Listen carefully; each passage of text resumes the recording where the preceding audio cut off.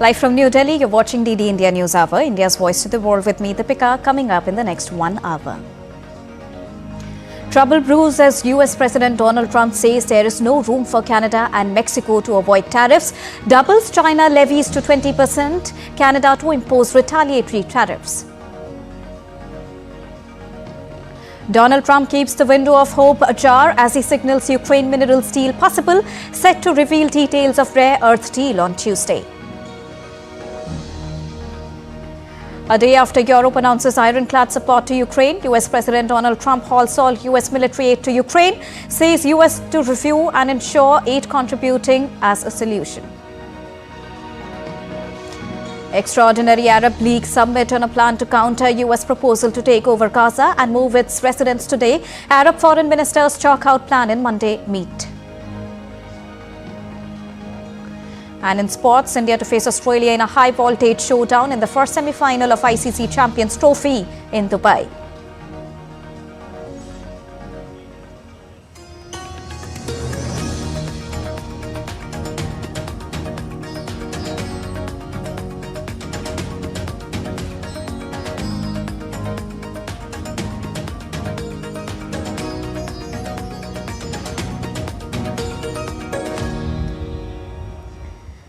A very good morning to all of viewers joining us at this morning broadcast at DD India News Hour. To begin with the latest of the hour, the US will press ahead with steep tariffs on Canada and Mexico from Tuesday. Donald Trump has said, setting the stage for a trade war with his country's two largest economic partners and severe retaliatory measures. We get you a detailed report. Take a look. The gloves are off. After days of speculation in the US and hope across its northern and southern borders, US President Donald Trump is going ahead with his decision to impose sweeping 25% tariffs on Mexico and Canada with effect from Tuesday, March 4th. Tariffs 25% on Canada and 25% on Mexico, and that'll start. So they're going to have a tariff. So what they have to do is build their car plants, frankly, and other things in the United States, in which case they have no tariffs. The tariffs from China will also be levied from 4th March. However, in a show of defiance, Trump has doubled the rate from 10% announced initially to 20%. The tariffs are scheduled to take effect on Tuesday. Trump had initially planned to impose the tariffs at the beginning of February but delayed the move after Canada and Mexico agreed to take certain steps on border control. All three nations have threatened countermeasures. Comunicación permanente. Whatever their decision is, we will also make our decisions, and there is a plan and there is unity in Mexico. That strengthens us a lot. Y vamos a esperar qué pasa. Canada announced retaliatory tariffs in a statement from Prime Minister's office. Canada said it will start with 25% tariffs on US imports worth 30 billion Canadian dollars from Tuesday, and thereafter an additional $125 billion worth in 21 days. It added that Canada's tariffs will remain in place until the US trade action is withdrawn, and if it is not withdrawn, provinces and territories will pursue several non-tariff measures. China has already announced tariffs on energy imports from the US. After the latest salvo by Washington, further retaliation is anticipated. Trump administration has imposed sweeping tariffs to boost home manufacturing that may or may not happen in the long term, but the short-term effects are already being felt in the way the decision has sent stock markets into a tailspin. After initial jitters, no one wants to hazard a guess for how long it will take to calm the aftershocks. Bureau Report, TD India. Now, US President Donald Trump signed an order imposing tariffs on Canada, Mexico and China, shutting down hopes of a last-minute deal. The tariffs, ranging from 20 to 25%, are expected to drive up prices for businesses and consumers, potentially impacting the American economy and global trade dynamics. Here's more.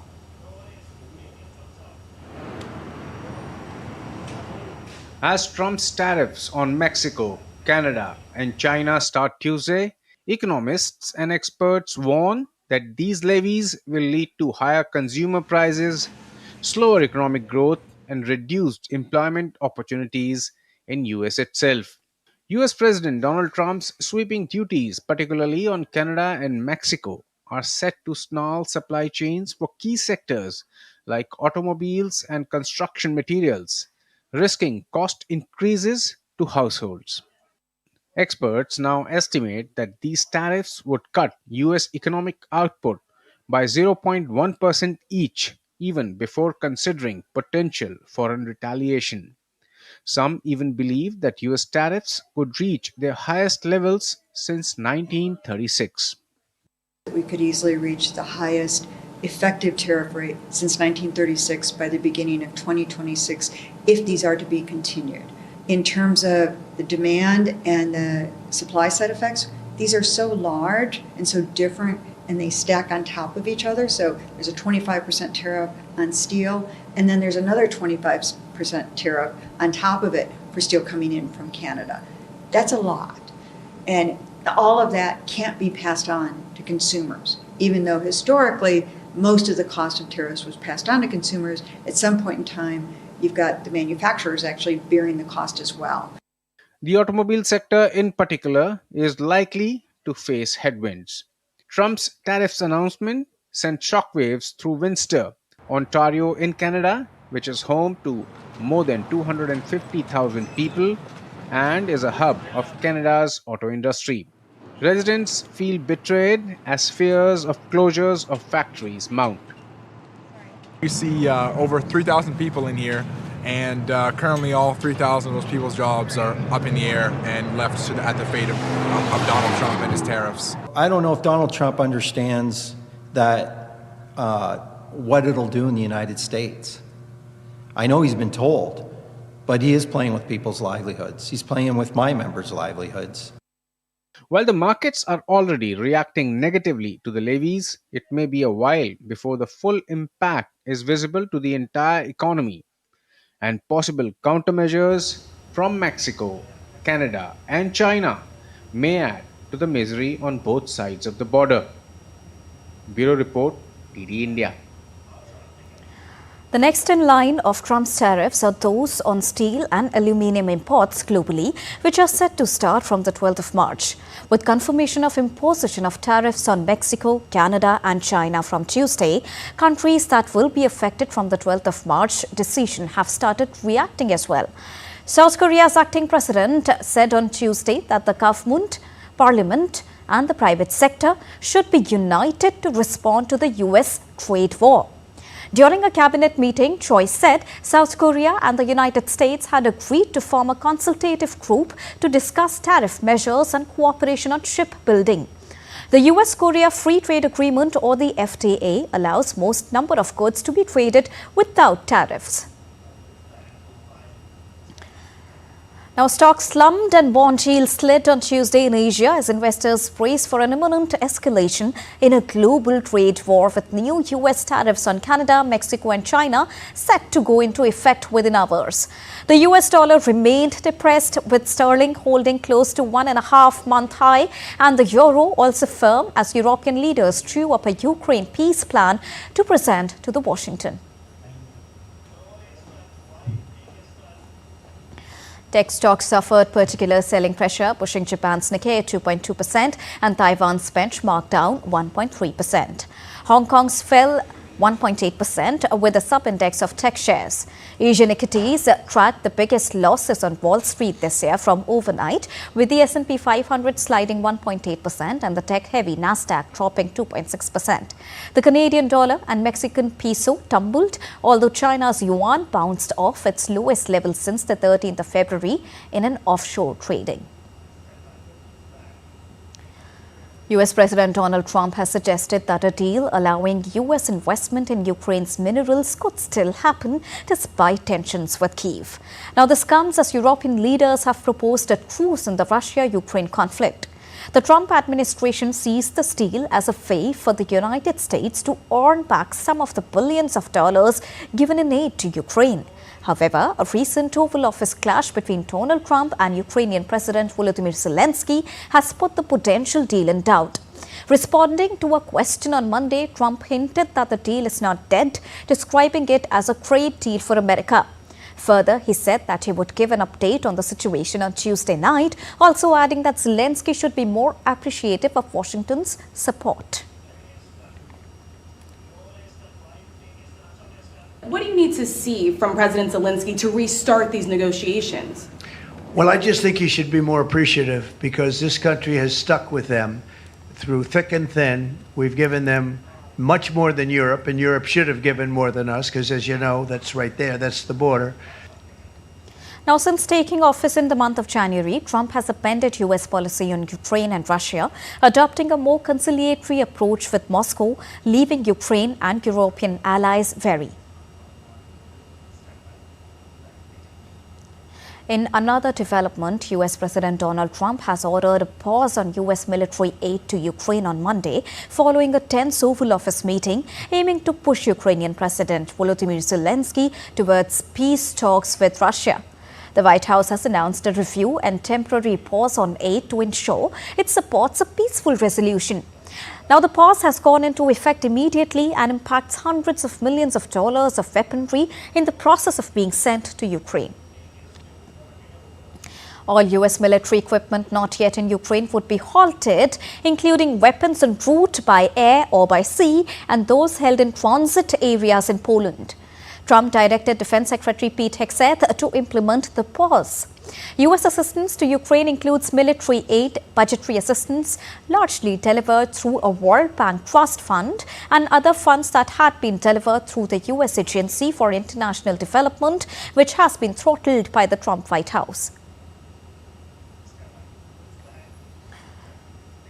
On Monday, U.S. President Donald Trump reacted sharply to Ukrainian President Volodymyr Zelensky's warning that the conflict could last a long time.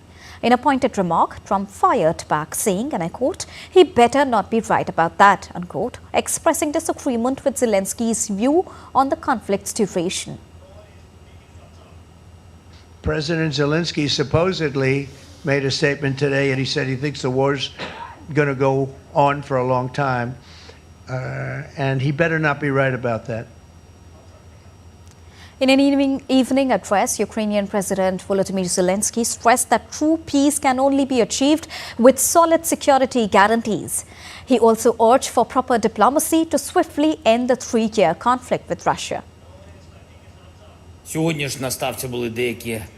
We are working through all possible scenarios to protect Ukraine. The primary scenario is to maintain our positions and create conditions for proper diplomacy, ensuring that this war ends as soon as possible with decent peace. We need peace, real fair peace, not an endless war, and we need security guarantees. Ukraine's parliament said on Monday that the country's security was ensured by support from the United States and described President Donald Trump's peacekeeping efforts as decisive in an effort to end the three-year-old conflict with Russia. A statement issued by Ukraine's parliament said Washington's support was more crucial than ever for the Ukrainian people. Urging swift action, the parliament stressed that no one desires peace more than Ukraine itself. We're heading for a short break, but still to come on DD India News Hour. Bus crash in southern Bolivia raises death toll from recent accidents during Carnival. UN announces new round of negotiations for global plastics treaty amid disagreements over production caps and financing. SpaceX scrubbed Starship test flight, delaying Starlink simulator launch. Europe's Ariane 6 rocket also postponed.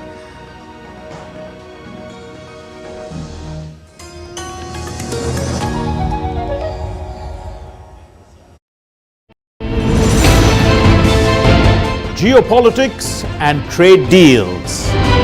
Economic challenges amid development.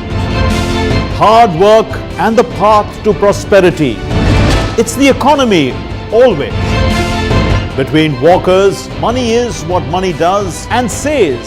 Supply creates its own demand. Between the bulls pulls and bears tears. When supply chains globalization and India rises to the podium. We'll get you centered with the economic brief at 8 p.m. every Thursday on DD India.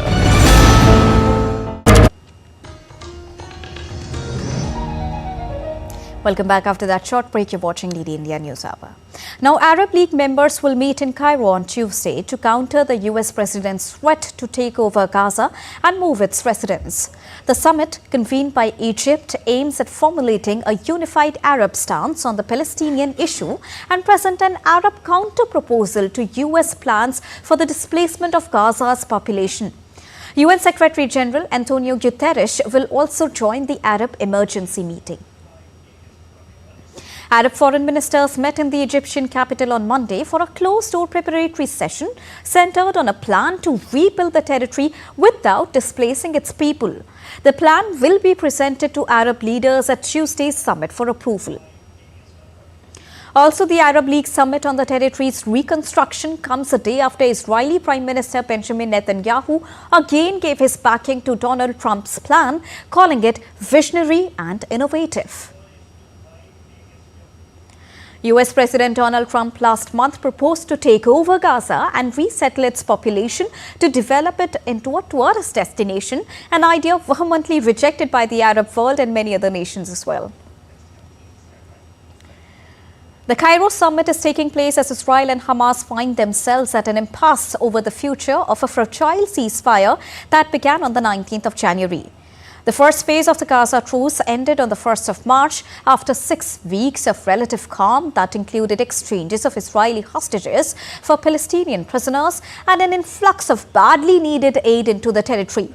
While Israel said it backed an extension of the first phase until mid-April, Hamas has insisted on a transition to the second phase that should lead to a permanent end to the conflict. Netanyahu on Monday warned Hamas of further steps if Hamas continued holding Israeli hostages. Hamas, on the other hand, accused Israel of actively sabotaging the ceasefire, calling its push for an extension a blatant attempt to avoid entering into negotiations for the second phase.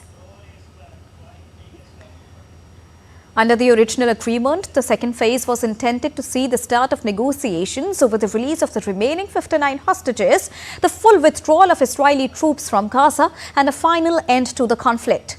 Hamas has rejected the idea of temporary extension to the 42-day truce. A senior Hamas official has said that the remaining Israeli hostages would be released under the terms of the already agreed-upon phased deal. US President Donald Trump's Middle East envoy Steve Witkoff plans to return to the region in coming days to work out a way to either extend the first phase of the Gaza ceasefire deal or advance to the second phase. According to the State Department spokesperson, President Donald Trump has made clear, and Secretary Rubio has repeatedly said, all the hostages must be released immediately, and that includes American hostages as well. In her first public remarks since the US President Donald Trump's second inauguration, United States First Lady Melania Trump led a high-profile roundtable on the Take It Down Act aimed at tackling the dangers of deep fakes and revenge porn. However, she did not hold back, criticizing Democratic lawmakers for their low attendance at the Capitol discussion. Despite this, she praised bipartisan cooperation, highlighting Senators Ted Cruz and Amy Klobuchar's commitment to address the urgent issue. It's heartened to learn that Senator Cruz and Senator Klobuchar united to prioritize this fundamental matter. I must admit, however, I expected to see more Democrats, leaders with us here today, to address this serious issue. Surely, as adults, we can prioritize Americans' children ahead of partisan politics. The US Supreme Court is to hear arguments in a $10 billion lawsuit filed by Mexico, accusing American gun manufacturers of fueling drug trafficking and violence. Smith & Wesson and US gun distributor Interstate Arms are seeking a dismissal of the Mexican government suit, which has been winding its way through US courts since 2021.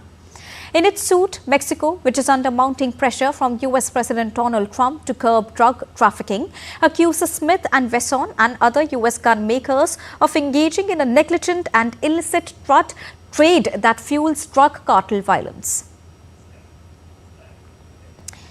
Now, voting started on Tuesday to pick a new Congress in remote Micronesia, a small Pacific nation, reinforcing ties with the United States even as neighbors drift closer to China. The Federated States of Micronesia, a scattered republic of volcanic isles and coral atolls, has for decades been one of Washington's most steadfast Pacific allies. The nation of some 1 lakh residents voting to choose 10 members of Congress who serve 2 years term, Micronesia's electoral office confirmed. The president is chosen from among 4 more who serve 4-year terms and so do not face re-election until the year 2027. Incumbent President Wesley Simina last year signed a 20-year economic and security deal that will see the United States pump $3.3 billion into Micronesia over the next 20 years now.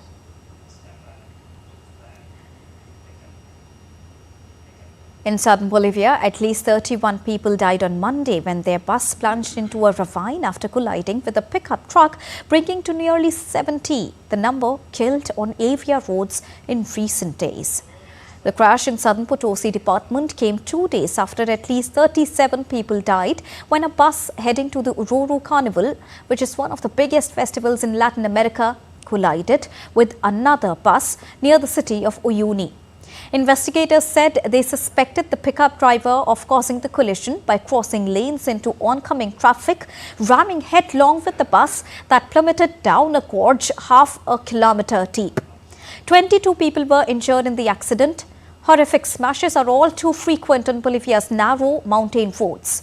Road accidents kill an average of 1,400 people every year in the country of about 12 million inhabitants. North Korea has criticized the United States for political and military provocations over the visit of a U.S. Navy aircraft carrier to the South Korean port of Busan. Kim Yo-jong, the powerful sister of leader Kim Jong-un, denounced the U.S. aircraft carrier USS Carl Vinson's visit to South Korea on Sunday, saying the action was part of a policy of confrontation against North Korea. Meanwhile, South Korea's defense ministry in a statement on Tuesday said that Kim Yo-jong's comments were nothing more than deception to justify its nuclear missile development. The USS Carl Vinson, the flagship of a carrier strike group, arrived in Busan for a scheduled port visit on Sunday.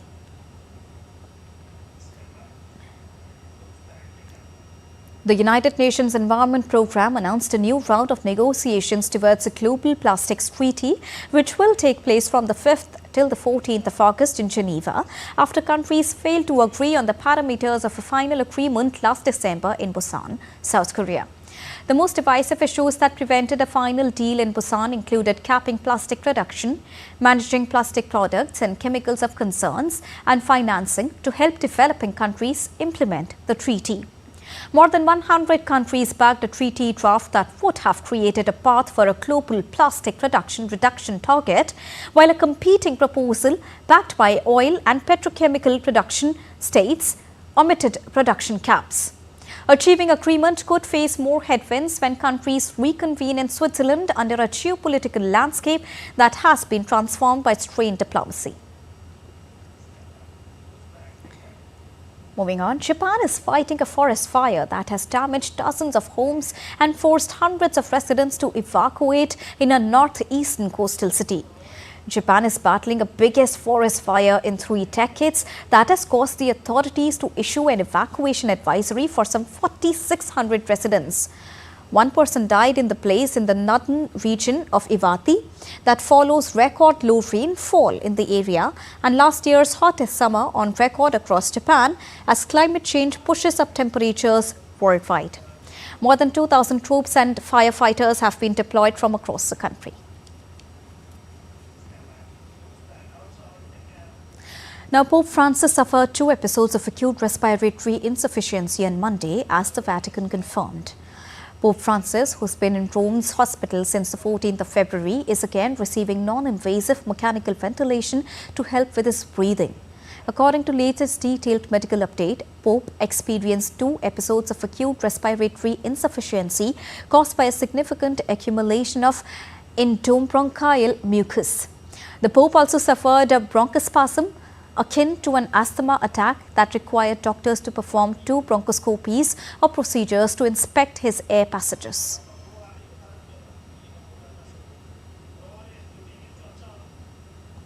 Vatican said Pope Francis had suffered 2 acute respiratory attacks on Monday. This is the latest health update about Pope Francis, who has been in hospital since February 14th, battling double pneumonia. This appears like a little setback for the Pope as he tries to get rid of this infection.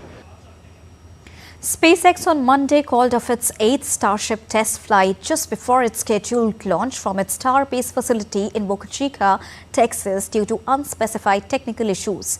While in Europe, the first commercially operational launch of Europe's Ariane 6 heavy rocket was postponed for a second time on Monday. Here's more. When nothing seems to be working in unison for the US and its European allies on the ground, 2 different events concerning space were postponed at the last minute due to a technical snag. In the US, Elon Musk, SpaceX, called off its 8th Starship test flight over an unspecified issue on the rocket system's core chip. It delayed for at least 24 hours the attempt to deploy mock Starlink satellites in the space for the first time. SpaceX posted on social media platform X saying that standing down from today's flight test attempt, Starship team is determining the next best available opportunity to fly. SpaceX spokesperson Dan Dwart said company could try to launch the world's biggest and the most powerful rocket again on Tuesday. In some way, the eagerness of Europe to launch satellites on its own rocket stems from the recent fissures in the US ties. Ariane 6 was due to launch French military satellites. The Ariane 6 launch was called off due to an anomaly on the ground just minutes before its scheduled launch. You will certainly remember that at a certain point in 2023, Ukraine was relying on the services of constellation of American satellites, namely the Starlink constellation of the company SpaceX, whose boss is Elon Musk. And you will recall that at one point, Starlink services were suspended because the boss of Starlink felt that the Ukrainians' use of these satellites was not going in the direction he wanted. So we can clearly see Ukraine being placed in a position of weakness and dependence on Starlink. For a country like France, this is completely unacceptable. Europe's newest uncrewed rocket had staged a partially successful inaugural flight on July 9th last year, carrying out a series of trials but leaving its upper stage in orbit after a software glitch that officials later described as fixable. Bureau Report, DD India. And now it's time to take a look at other stories making news around the world in brief. Dressed in a delicate embroidered costume, her headdress adorned with glittering sequins, Hong Konger Rika Fu is one of a dwindling number of performers striving to opera alive in Hong Kong. Wu's passion and commitment are inspiring a new generation of enthusiasts. With its origins dating back to the 13th century, Cantonese opera has long been an integral part of Hong Kong's cultural heritage. The world's largest wireless technology showcase kicks off in Barcelona with excitement over AI's potential to transform the gadgets. While the industry has concerns over trade tensions since the start of Donald Trump's second US presidency, global telecommunications sector believes people will try to forget about this tariff issue during the conference. Shops and markets in central Tehran, usually teeming with customers ahead of the Persian New Year, now barely see any buyers, a somber reflection of the dire state of the Iranian economy. Now this year, many Iranians are struggling to make ends meet due to soaring inflation, high unemployment and a severe economic downturn. The situation remains bleak and many Iranians are bracing themselves for a difficult year ahead. We are heading for a short break, but still to come on DD India News Hour. India's External Affairs Minister Dr. S. Jaishankar embarks on a 6-day official visit to the UK and Ireland to strengthen bilateral relations. Belgium's Princess Astrid leads major delegation on an official visit to India, strengthening bilateral ties. Indian Navy squadron engages in maritime cooperation with Royal Thai Navy during port call at Phuket.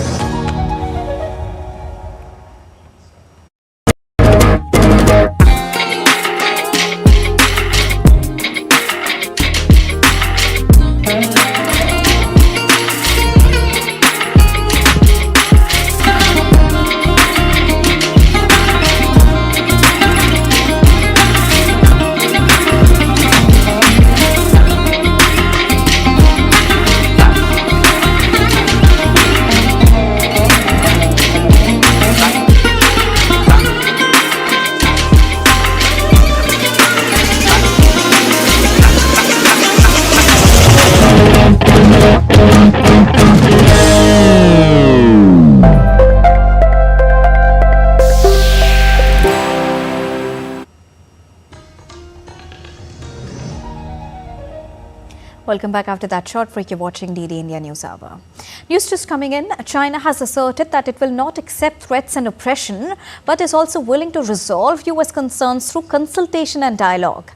A Chinese parliamentary spokesperson told the reporters on Tuesday that mutually beneficial trade should follow World Trade Organization rules and any related disputes must be solved within its framework.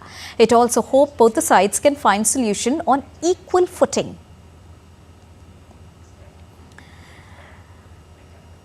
And amidst all this, global stocks are plunging, bond yields are tumbling, and currencies are fluctuating as the United States enacts new tariffs on Canada, Mexico, and China.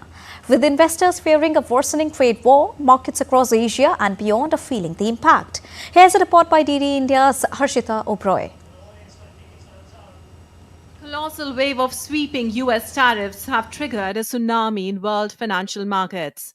Markets across the globe have literally hit the panic button. In Asia, stocks opened sharply lower, mirroring the biggest losses on Wall Street this year. Japan's Nikkei nosedived to 2.2%, Taiwan's benchmark fell 1.3%, and Hong Kong's Hang Seng dropped 1.8%, with technology stocks the hardest hit. The global sell-off follows a steep decline in the US, where the S&P 500 slid 1.8%, the Dow Jones dropped 649 points, and Nasdaq plunged 2.6%. Currency markets also reacted sharply. The Canadian dollar and Mexican peso weakened, while China's yuan hit its lowest level since February 13th before rebounding. Indian markets also followed the global trend. The Nifty 50 opened below 22,000, plunging to a 9-month low. Mid-cap and small-cap stocks suffered steep losses. Investors fear further volatility as global economic uncertainty deepens. The threat of counter tariffs and its domino effect on other markets and sectors are keeping the investors jittery. Trump announced tariffs in a flash, but the rumblings of the decision might be felt for many weeks. Harshita Oberoi, DD India. Sharma Mishra joins us live from Mumbai to discuss more about the markets. A very good morning, Sharma, but not a really good morning when we talk about the markets and the way they've opened. Nifty opened below 22,000 at lowest level since the 5th of June 2024. What are the possible factors that are impacting the markets, or is it just about the tariff trauma, Sharma? For starters, Deepika, we can attribute it to the tariff trauma. But what markets don't like is uncertainty. And the current scenario that we are going through, not just in India, but globally for more, that is a scenario of uncertainties. And that's what is scaring the markets right now. And if you see, this is a kind of a mirroring effect, a dominoes effect, where the global markets are actually plunging, and mirroring that, our Indian markets are also plunging. So, we should have a little faith in the Indian markets, because time and again we've seen that as much as it's gone down, twice or thrice the amount the markets make a comeback, and the higher the returns. So yes, it's definitely the uncertainties that are going on around the global markets, the global factors, and definitely it is the large part of it is going to be attributed to the US tariff trauma. Also about how the other decisions of the Trump administration is turning out. We also saw the drama which happened in the Oval Office, and later on we did see a lot of other countries supporting Ukraine. So that is another uncertainty where the markets are thinking that there'll be another moving towards another war. The countries are clubbing up, the countries are teaming up, and what could lead to that, it remains uncertain. So that is what is the entire scenario is all about. A lot of uncertainties and a lot of changes happening in the global scenario, and that is why we are seeing that even the Nifty 50, the BSE, Sensex, all are tumbling down. And currently, if you're talking about that, the BSE is currently, half a percentage points down, and so is the Nifty 50. So yes, we have to have a little faith in the Indian markets, because everybody in India, the people who are there in the economic background, they are saying that India remains to be a sweet spot, a bright spot, and we should have a little faith in the Indian markets and the Indian economy. And considering India's economic stability as well, I think this seems to be a better option. Thank you so much, Shyama, for joining us and bringing us the latest on how the markets are reacting following the tariff trauma. Now, India's President Draupadi Murmu is all set to deliver the concluding address at the ongoing two-day visitors' conference in the national capital. In her inaugural address on Monday, President said that the level of development of any country is reflected in the quality of its education system. The President further said that educational institutions shape the future of the nation. She also expressed confidence that with the global thinking, the heads of higher learning institutions would prepare a generation of builders of a developed India. Now, during the inaugural session, the President presented the 8 Visitors Awards in the categories of innovation, research and technology development.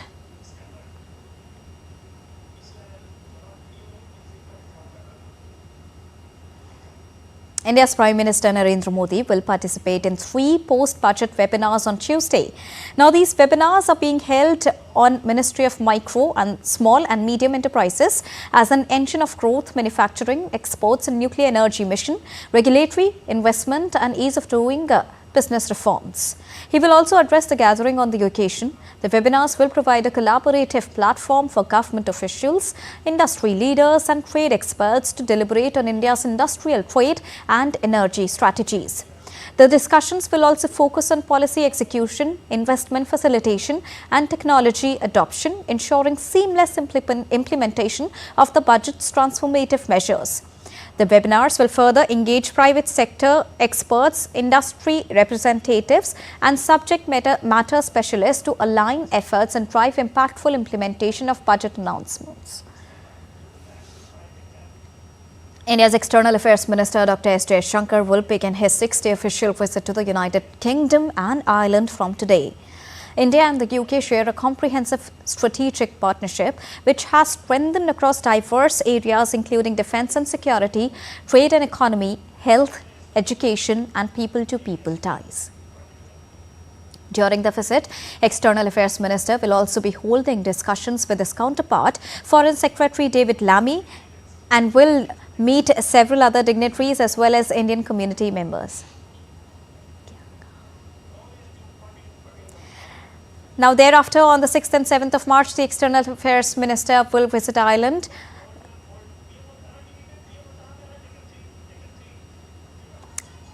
And now let's take you live to the visuals coming in from Prime Minister's visit, where Prime Minister Narendra Modi visited Vantara, an animal rescue conservation. These are the visuals which are coming in just now from Vantara in Jamnagar. Vantara is a rescue centre dedicated to the welfare of captive elephants and wildlife, providing sanctuary, rehabilitation and medical care.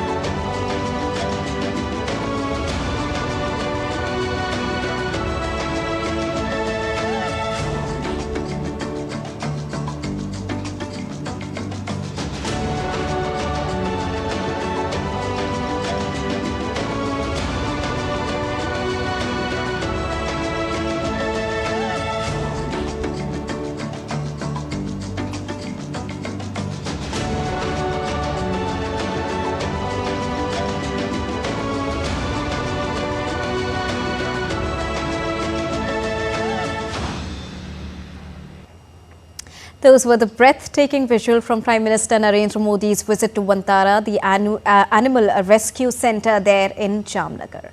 Moving on, Belgium King Philippe's sister, Princess Astrid, is on a 7-day official visit to India, leading a delegation of 335 members and 180 companies. Later today, Princess Astrid is scheduled to meet Prime Minister Narendra Modi. On Monday, India's Defence Minister Rajnath Singh met Princess Astrid and his counterpart Theo Franken in New Delhi.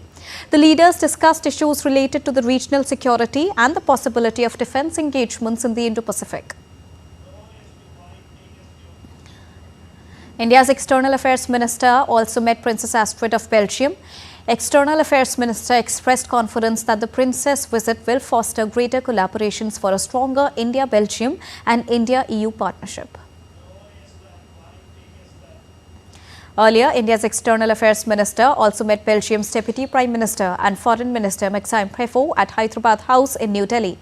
Highlighting strong ties, Dr. S. Jaishankar emphasized the potential for a more contemporary partnership, focusing on semiconductors, AI, clean energy, research and innovation. Relations, of course, have always been good. Belgium was one of the first European countries to establish an embassy in independent India. Today has the possibility of growing in a more contemporary format. We are discussing, semiconductors and AI and clean energy and research and innovation. Now, as part of the ongoing training deployment of the first training squadron to Southeast Asia, INS Shardul, INS Sujata and ICGS Veera deployed at Phuket Deep Sea Port in Thailand.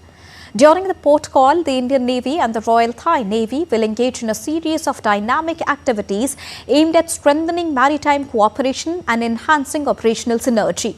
The Indian Navy and Royal Thai Navy have maintained a close and friendly relationship that has strengthened over the years. The visit reinforces better understanding and enhanced interoperability between the two navies.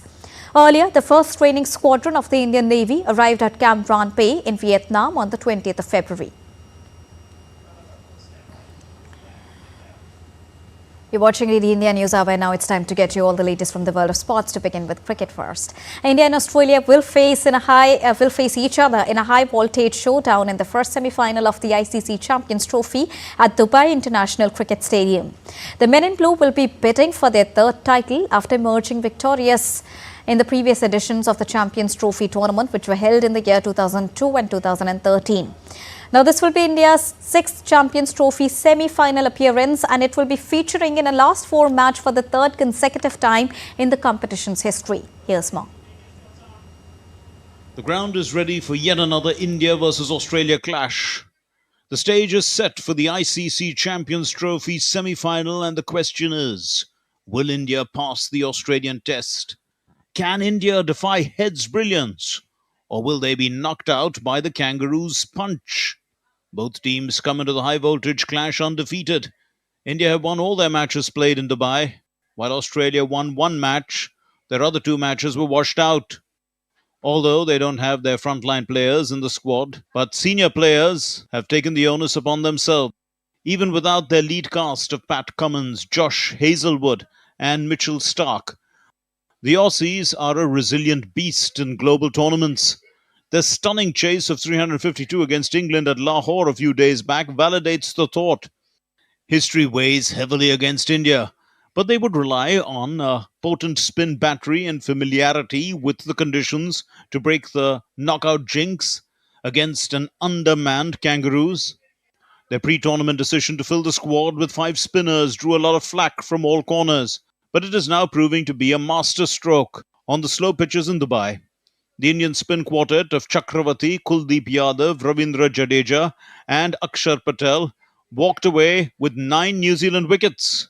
Varun will be an unfamiliar customer to a large chunk of the Australian batting order. In the current Australian setup, only Glenn Maxwell and skipper Smith have faced Varun before. Maxwell batted against the Indian spinner in 6 Indian Premier League matches, scoring 46 runs of 30 balls, while being dismissed thrice. Smith encountered Varun just once, scoring 14 from 10 without being dismissed. India will likely bank on this element of mystery to gain a foothold in the game. In the head-to-head battle, India leads 2-1 from 4 encounters, with one match having no result. Talking about their recent meetings, Australia blanked India in 2023 World Cup final at home against the odds. India also lost in the semi-finals of the 2015 ODI World Cup and succumbed to them in the World Test Championship final in 2023. The last time India triumphed against Australia in the knockout stage of an ICC event was way back in the 2011 World Cup quarter-final. Overall, the India versus Australia semi-final could be a trial by spin contest and will also show which cricketing giant thrives under knockout game pressure. Sports Desk, DD India. And now let's connect with DV Vinod, who's a special correspondent joining us from Dubai. Good morning, Mr. Vinod. Now, India is into the semi-finals with a great track record so far at this edition of Champions Trophy. But Australia, on the other hand, is no less. What do you think of India's chances today? It's the favourites of this Champions Trophy match, having won all the league matches. And Virat Kohli is back in form, eliminating his century winner with a brilliant knock of 100 against Pakistan. And in the last few matches which happened in Dubai, the pitch is seeming to be a big factor in the outcome of the match. In the first couple of matches, the pitch was a bit slow, but what we saw in the last league match with the New Zealand is that the New Zealand got the ball to swing and swim, and in the later half of the day, it was even supporting the spinners. New Zealand chose to bowl first, expecting that there will be due, but it seemed to be a poor decision, and that caused the New Zealand's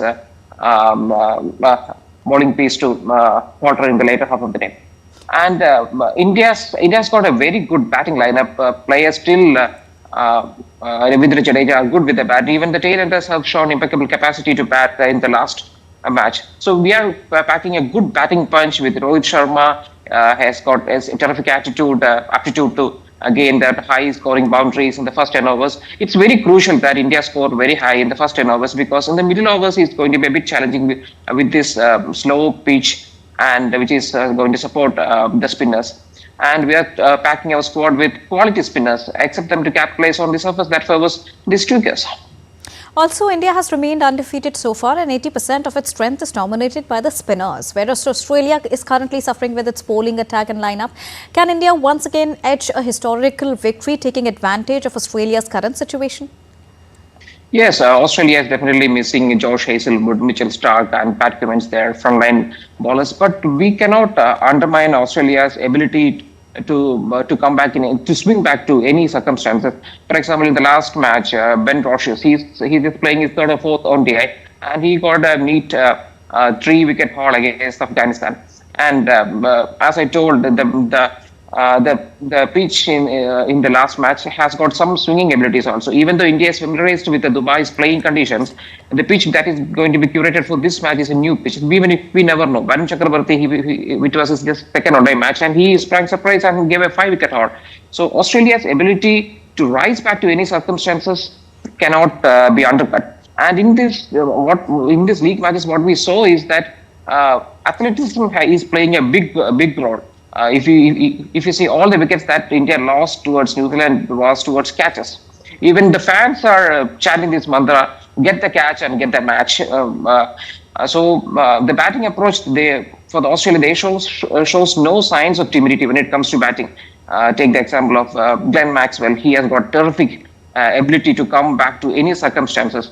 And Travis Head and Steve Smith, they have got a good batting lineup.